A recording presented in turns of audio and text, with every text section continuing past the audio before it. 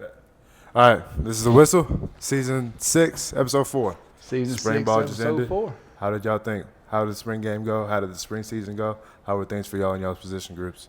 Spring ball is always evaluation. So I thought you saw a lot of athleticism and a lot of speed out there, which is something we wanted to get better at. Just speaking from my group, and we've done that.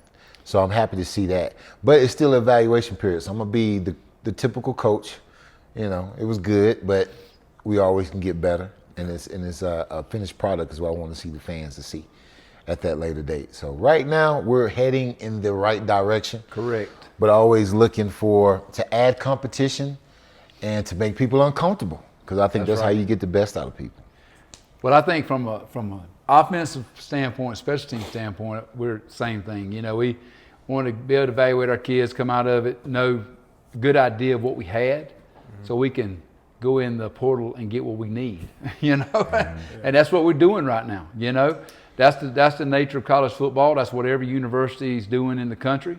They just finished up spring practice, and everybody's doing what we're doing. So, you know, I know from a offensive standpoint, I felt like we, you know, got a good chance to answer some questions at quarterback. You know, I think we kind of know what we have there, and we can continue to get better and move on. You know, we found some other positions that we got to bring in some pieces to. You know, I know coaches want some O linemen, running backs. You know, maybe a receiver or two to come in.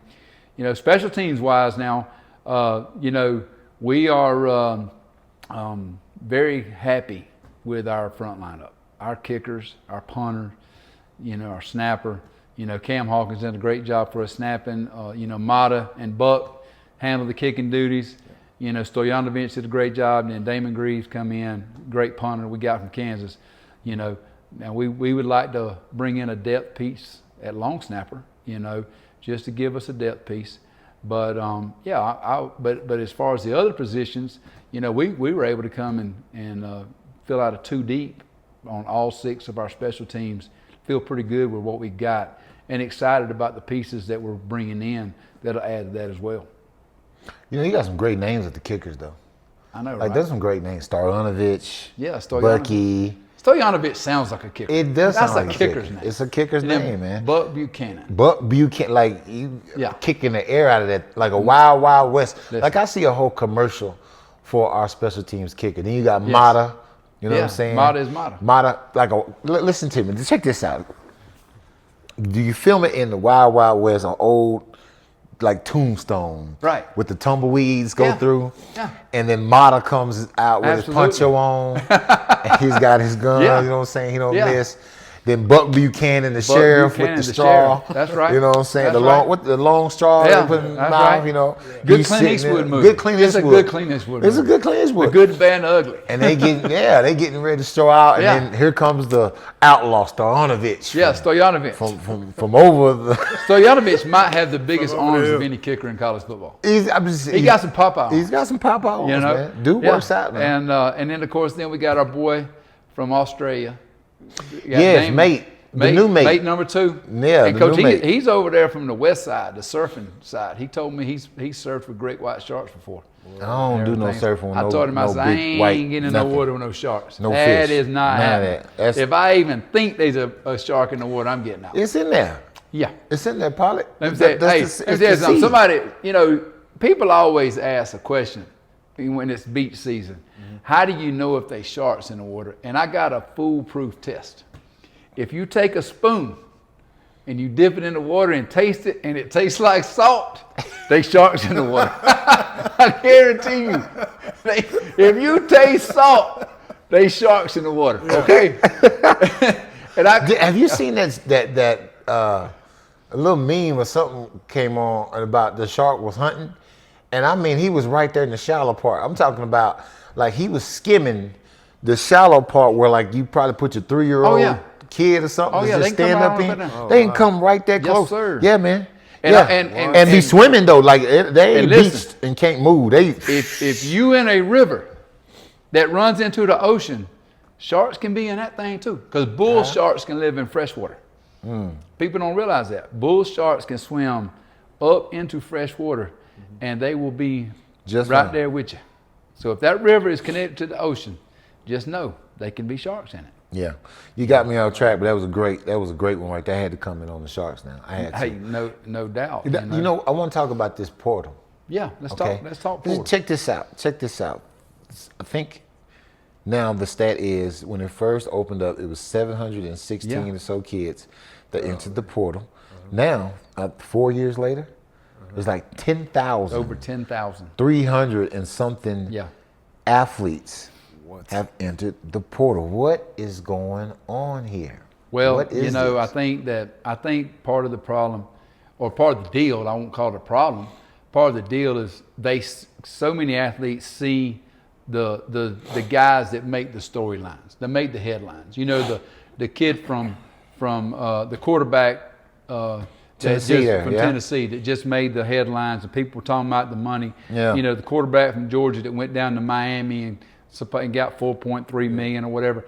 And I think people hear those stories, and then they think, hey, well, if he's worth that, then I'm worth this.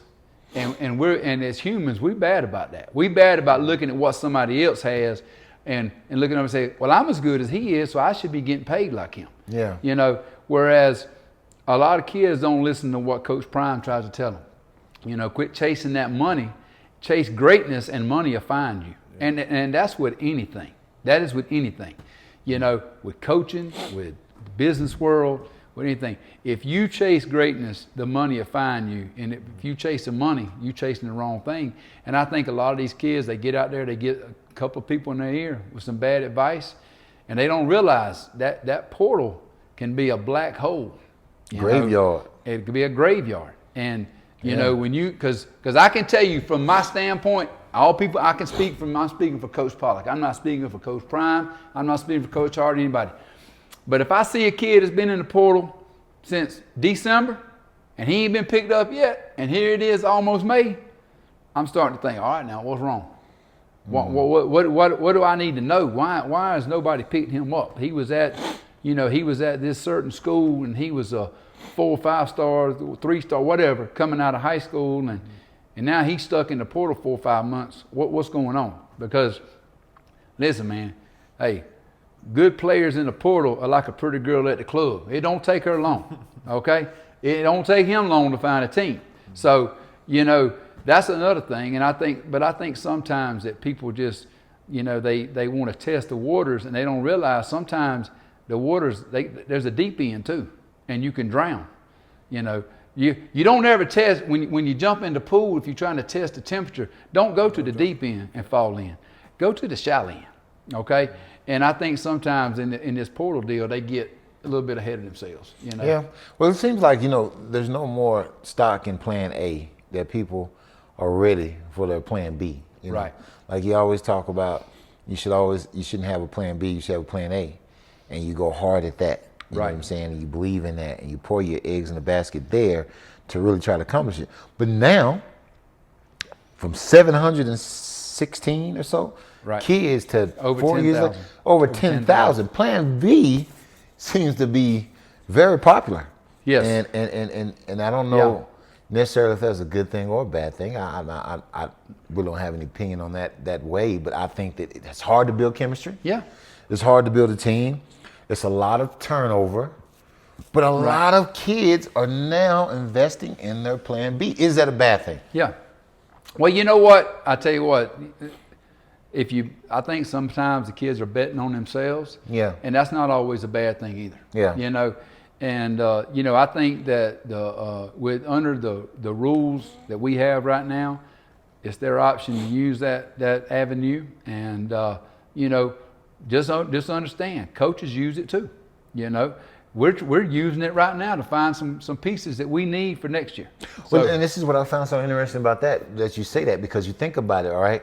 They're using their Plan B. Coaches are also using their Plan B, because it's like the high school kid that comes out, even though he may be an elite athlete, and there are some that will play right away, but there's only like 6%. Yes. I read. Yes. In all of college football, now I want parents and kids to understand this, there's only 6% of those elite kids that actually play their first year coming into college. So now, that's right, with the portal, you think about a coach, especially with the front seven where I live, where Pollock has done his coaching as well. Let's talk running backs. Let's talk offensive line, defensive line, linebackers, right? That front seven, it's more advantageous, I believe, to get a guy who's been in a program a year or two, who's done the weightlifting, who's kind of cut his teeth, and is a little bit tougher and can handle the competition he's going to get coming into the season than it is a high school kid who now graduated early, so he really had a semester left of high school to play. Right. But he or got even a year. A year. There you go. They or even opt a year out left. early now.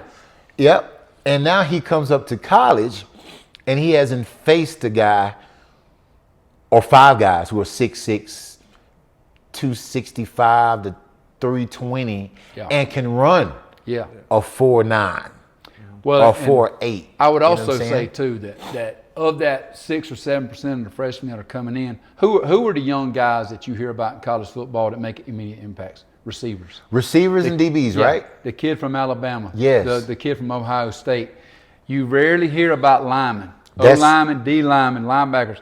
Guys, I'm telling you right now, you are a very special player if you're an O-lineman and you go to a Power 5 program or even any college program and make an immediate impact up front. I mean, that, what Jordan Seaton was able to do here at Colorado is very, very rare. Absolutely. And I agree with Coach Hart. A guy that I think sometimes these kids come out of high school and they're used to being the big man. They're used to doing what they do. And then you get up here and you're an 18-year-old offensive or defensive lineman and you facing a 21, 22-year-old grown man that's been through college, that's been there. It's a different world. It's a different world. And I think that also just the natural progression of the position, which always is going to take longer because of the nature of the trenches. And I think some of these kids get discouraged early because, hey, I'm not starting right now. And, I see this other freshman, he's starting. People talking about him. People ain't talking about me. And it don't work that way at every position. It just don't. That's just not how it works. And I think sometimes you got to give yourself time as a player to be realistic with your expectations of yourself. And but like he said, if I need a right tackle right now to start, I'm looking for that portal kid because that high school kid ain't gonna be able to come in and help me. Not right now. Yeah. Now down the line, he can help me, and that's what the plan is. But right now, if I need one this fall, I got to go in the portal and get one that's got some experience. That he's played on Saturdays, he's played in front of the bright lights, he's been through the off season, he understands what he's up against, and his body and his mind have developed to a point where he's thinking more like a grown man. You know? So that has a lot to do with it. Yeah, because it's a longer season. It's a longer season. The bigger and faster kids, things of that nature, and you just got to understand. Like Coach was talking about earlier, wide receivers, DBs, they have more coming out of high school. Right. They have the ability to make an impact a little bit more because they're not they're not around the ball. Like an offensive lineman, defensive lineman, linebacker, running back is, where you have to protect and you have to do certain things that are 16 games in the box is a lot more taxing on the body than 16 games on the perimeter. Correct. The further away you get from the ball, the less physicality there is. And that's not to say, I mean, there's great athletes out there now. Yes, no doubt. That's not what we're saying. We're just telling you, and we need you guys to understand this, from an educational point, from what college coaches are thinking, what parents should be thinking, what high school kids coming out thinking when they're looking at their stock and where they are. How do I measure up? What is my impact going to be that first year, depending on the position that I play? Right. It doesn't mean that you won't turn into a great athlete or a great player. It's just you need to understand where you are in your development to where you're going to be once you hit the field and you're actually ready to play. Right. So that brings me back to what I was saying. Is that plan B really, if you're a linebacker, if you're an offensive lineman, if you're a D lineman, if you're a running back, should you jump into that plan B so quick because you didn't play? Right. And get into the portal. I mean, that's same thing with quarterbacks. Yeah, same thing with quarterbacks. like I say, I think receivers and DBs are the two positions that you can if you that guy, you can come in and make an impact. If you're that guy. I agree. But I think, you know, those other positions, it's just a different mentality, different mental preparedness. And folks, I'm gonna tell you something. The jump from high school to college is night and day. I mean, it really is. These kids have gone, you know, they've gone from you know, having football practice after school, maybe had one weightlifting class and everything, to pretty much here year round, their whole day's planned. They've got something all day. They got football in the morning, they got academics in the afternoon. I mean, up until about 6 o'clock, they've got a planned day, and that's a different world. And they don't have, you know, mom and daddy at home getting them out of bed in the morning. They got to get themselves out of bed. Mm-hmm. It's a difference. So I think a lot of that plays into account as well. But and I'll tell you something else.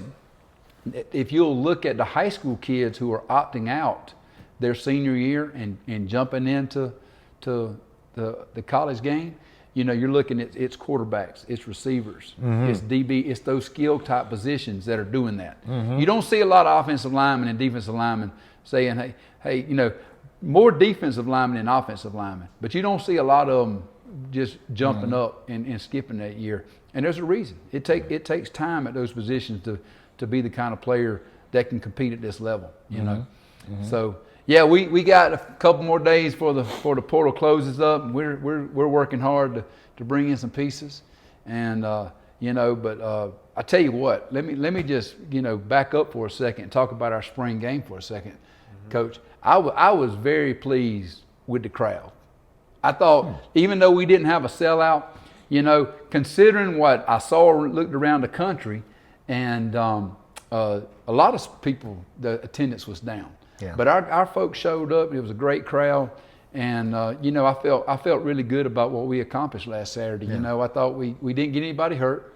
We competed. That's the first thing. You know, the crowd was there. It was great to see Shador and Travis. And hey, let's go ahead and just talk about the pink elephant in the room. Let's just talk about it. Jump on in with 2 feet, because I know everybody wants to hear what we got to say about it. Hey, I am 100%, and I'm not saying this because Coach Prime or anything. 100% them boys deserve to have their jersey retired. I stand on business. I'm standing on business with that, Coach. Yeah. I mean, I think what they've done. You know, you got to look at the accumulation of everything they've done in their careers, and it's not only just what they've done here at Colorado. And I know people say, oh, well, you shouldn't think about what they did at Colorado. They did some great things here at Colorado. Yes. But here's some eye-opening things that you have to take a look at as well. Not only did Travis Hunter go to a HBCU and do amazing things, Shador Sanders did too. Yes. And I think people don't understand, he had just as many Power 5 offers to go play at a big school early as anyone else did. And he stuck with us, with our team, with his pops and with us. They've known him since he was young, and he went to a HBCU. That is an historical thing to do for 2 kids who we are talking about now. And excuse me saying kids, young men who are players being drafted in the top 5, top 10. If they ain't both drafted in the top 5, some GMs are gonna lose their job. I'm gonna call it right now. Because if you pass on either one of them in the top 5, if you got a top 5 pick out there and pass on them, that's on you, dog. I'm sorry. But hey, like I say, man, listen, Travis walked in here Saturday. He had a push cart to get his trophies in. Oh, he got all them trophies in there. And then you got Shador, who has broken over 100 school records. He won 2 years now. In 2 years. 2 years. I want y'all to understand that. The man was here 2 years and done broke 100 of them. And there's been some great quarterbacks came out of here now. And it took a 1-11 team to 9-4 in 2 years. 9-4. I mean, and I'm talking about a 1-11 team that was getting beat by an average of about 40 points a game. I ain't talking about somebody that was close. It was close, yeah. It was bad. And then you got Jackson State, where he did there. Same deal. And then high school, same thing. Yes. I don't think people understand his story. But like I say, he was the Johnny Unitas Award winner. He was. He went to different high schools, and we have a couple more. Turned all those programs around. Yes. And he's been the catalyst behind it. Since junior high, he has won a city, state, or a conference championship. Yeah, and let me go Since junior ahead. high. I don't know if many people know that. Well- but that means he's been a winner Everywhere he's been. everywhere he's been and on teams that were not slated to win. He didn't adopt teams that had talent. It's always been this way for him. So going into the draft and then being picked up, what do you think he's going to do with a team like that? And let me tell you something else too, and I give Travis his flowers and everything because he is the best player in college football. But I'm going to tell you right now, without two playing quarterback here, we don't win 9 games this year. Oh, that's true. I mean, that's just the facts. That's it. This is what it is. And I know they gonna some folks out there in the comments gonna say y'all being biased. Hey, I'm here for it. Yeah, I can take the heat. Shoot it at me. I'm fine with it because I stand. And I know there's some folks that said, well, some other guys that were here before should have got their jersey retired. Well, we wasn't here then. We ain't had nothing to do with that. I agree. Some folks should have had their jersey retired, but that's before we got here, and I can't. I have can't no idea control what that. they're talking about. You know, I can't control that. I ain't heard about Colorado football since we came that's back. right. It's been a minute since Anyway, the 90s. The so 90s yeah. were pretty good though. Yeah, well, there's a couple guys from the 90s that people were saying their number. And hey, I think those guys had great career. I've met all those guys. Those are great guys. Yeah, 90s and had I some good think guys. they probably do. One day need to have theirs retired as well. Should have already been retired. Mm-hmm. But like I say, I wasn't here. The current administration that's here wasn't here. So, hey, it is what it is. Yeah. These two guys changed the game for Colorado football. As a matter of fact, they changed the game For for football. college football, period. Period. Yeah. Now Period. you got more people because of these two guys changing their mindset and how they think and everything. And I can tell you right What effect now. do you think they had on the portal? What's that now? What effect do you think they had on the portal? Oh, 100%. Yeah, effect. 'cause, I mean, they come from HBCU Yeah. and then came up here. I mean, that was. And let me tell you something. Let me tell you something too. This is another thing they don't get credit for. Neither one of them took no NIL money from Colorado. That's true. They didn't take any NIL. Any NIL money they made was from the outside. Was true NIL money. That's true. It was true NIL. It was from companies that wanted to invest in these two young men because not only are they great players, they're great ambassadors for this university. They're great ambassadors for college football. You never heard about any one of them getting in any kind of trouble or doing anything to embarrass this university or themselves, their family. And I'm telling you what, if you a man and you had a son, and forget the football part, just being the kind of person them two guys are, you'd want your son to be that way, because they're stand-up guys that handle their business the right way. You know, so yeah, I wanted to go ahead and get that said. I know everybody's probably dying to get a little opinion there, but hey, is what it is. That's how I feel about it, and I stand on that.